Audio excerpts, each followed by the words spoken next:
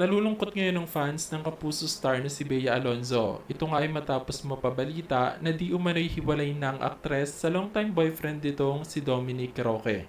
Napansin kasi ng publiko sa recent interview ni Bea na tila may itinatago ito matapos nitong aminin na wala pa o hindi pa nila pinaghahandaan ang magiging kasal nila ni Dominic.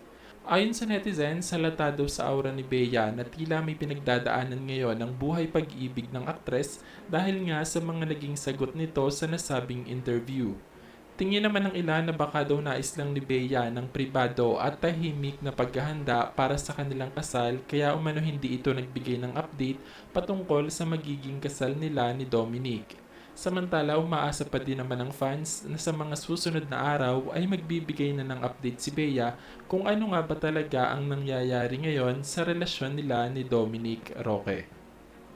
Ideal time ko ba o Valentine celebration? Wala pa. Naku, inisip ko nga parang taping day namin yan eh. Kaya malapit na yung wedding mo. Any kumaga updates on your wedding? Wala pa. Sorry, wala akong ma-share. Talaga, kumaga. Wala pa. You are close with Katnia. Are they invited to your wedding?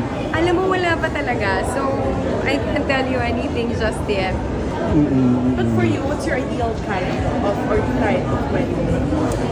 I'll tell you pag meron akong idea. Pero But you right guys now, are wala. planning, no? Planning na lang.